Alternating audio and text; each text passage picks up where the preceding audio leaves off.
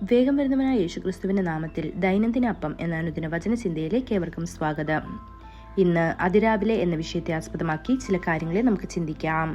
അതിനാധാരമായ ഒരു വാക്യം വായിക്കാം. സങ്കീർത്തനങ്ങൾ 139 അധ്യായം 18 വാക്യം. അവയെ എണ്ണിയാൽ മണലിനേക്കാൾ അധികം, ഞാൻ ഉണരുമ്പോൾ ഇനിയും ഞാൻ നിന്റെ അടുക്കലിരിക്കുന്നു. ക്രിസ്തു നമ്മിൽ വസിക്കുന്നുവെങ്കിൽ തീർച്ചയായും നമുക്ക് ഓരോ പുതിയ ദിവസത്തിലേക്കും കർത്താവിന്റെ സാന്നിധ്യത്തിൽ സന്തോഷത്തോടെ കാലെടുത്തു വയ്ക്കാൻ കഴിയും. ഞാൻ നിങ്ങളോട് കൂടെ ഉണ്ടായിരിക്കും എന്ന വാക്കുകളിലൂടെ അവൻ തന്റെ സ്ഥിര സാന്നിധ്യം നമുക്ക് വാഗ്ദാനം ചെയ്തില്ലേ?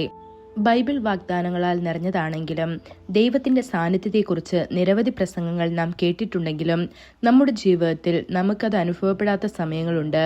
ശൂന്യതയും ഏകാന്തതയും നമ്മെ ചുറ്റിപ്പറ്റിയാണ്. നാം ഉപേക്ഷിക്കപ്പെട്ടതായി തോന്നുന്നു, ആളുകളാലും ദൈവത്താലും പോലും. ആദ്യത്തെ ഉപദേശം ഇതാണ്: ഓരോ ദിവസവും ദൈവത്തിന്റെ സാന്നിധ്യം നിലനിർത്താനും അനുഭവിക്കാനും അവന്റെ സാന്നിധ്യത്തിന്റെ പ്രതീക്ഷയോടെ നാം അതിരാവിലെ എഴുന്നേൽക്കണം. നിങ്ങളുടെ പുതിയ ദിവസത്തിന്റെ ആദ്യ ഭാഗം കർത്താവിന് സമർപ്പിച്ചുകൊണ്ട് അവനെ ബഹുമാനിക്കുക. നിങ്ങൾ അവനെ അന്വേഷിക്കാൻ അതിരാവിലെ എഴുന്നേൽക്കുകയും അവനെ ആഗ്രഹിക്കുകയും അവന്റെ മഹത്വത്താൽ നിറയുകയും ചെയ്താൽ ദിവസം മുഴുവൻ അവന്റെ സാമീപ്യം നിങ്ങൾക്ക് അനുഭവപ്പെടും. ദിവസത്തിലെ എല്ലാ പോരാട്ടങ്ങളെയും വെല്ലുവിളികളെയും നേരിടാൻ ആവശ്യമായ ദിവ്യശക്തിയും നിങ്ങൾക്ക് ലഭിക്കും. നിങ്ങൾ ഉണരുമ്പോൾ സന്തോഷത്തോടെ പറയുക: ഇത് കർത്താവ് സൃഷ്ടിച്ച ദിവസമാണ്, ഞങ്ങൾ അതിൽ സന്തോഷിക്കുകയും ചെയ്യും. അവൻ നിങ്ങൾക്ക് നൽകിയ പുതിയ അവസരങ്ങൾക്കായി അവനെ സ്തുതിക്കുക, അവനെ മഹത്വപ്പെടുത്തുക. അവന്റെ സാന്നിധ്യത്തോടെ വലിയ കാര്യങ്ങൾ ചെയ്യാൻ തയ്യാറാകുക. കർത്താവ് പറയുന്നു: എന്നെ സ്നേഹിക്കുന്നവരെ ഞാൻ സ്നേഹിക്കുന്നു, അതിരാവിലെ എന്നെ അന്വേഷിക്കുന്നവർ എന്നെ കണ്ടെത്തും എന്ന്. ഇത് സദൃശവാക്യങ്ങൾ 8 അധ്യായം 17 വാക്യത്തിൽ കാണപ്പെടുന്നു. ഞാൻ നീതിയുടെ വഴിയിൽ നീതിയുടെ പാതകളിലൂടെ നടക്കുന്നു. എന്നെ സ്നേഹിക്കുന്നവർക്ക് സമൃദ്ധമായ അവകാശം നൽകുകയും അവരുടെ ഭണ്ഡാരങ്ങൾ നിറയ്ക്കുകയും ചെയ്യുന്നു എന്ന് സദൃശവാക്യങ്ങൾ 8 അധ്യായം 20-21 വാക്യങ്ങളിൽ പറയപ്പെടുന്നു.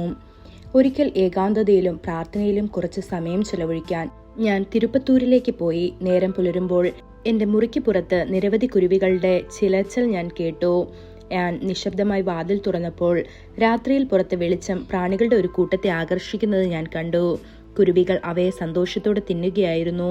കുറച്ചു കഴിഞ്ഞപ്പോൾ കുറച്ച് പക്ഷികൾ കൂടി എത്തി. പക്ഷേ ഭക്ഷണമൊന്നും അവശേഷിച്ചില്ല. അവ വളരെ വൈകിയാണ് വന്നത്. എനിക്ക് അവയോട് സഹതാപം തോന്നി. ഇസ്രായേൽ മക്കൾക്കായി മന്ന നൽകിയ അതേ കർത്താവ് അതിരാവിലെ തന്നെ അത് ശേഖരിക്കണമെന്ന് കൽപ്പിച്ചു. ദൈവത്തിന്റെ പ്രിയ മകനെ, അതിരാവിലെ എഴുന്നേറ്റ് മന്ന ശേഖരിക്കുന്നവർ മാത്രമേ അവന്റെ സാന്നിധ്യത്തിന്റെ സമൃദ്ധി ആസ്വദിക്കൂ. ഈ വചനങ്ങളാൽ ദൈവം നമ്മെ ഓരോരുത്തരെയും അനുഗ്രഹിക്കുമാറാകട്ടെ.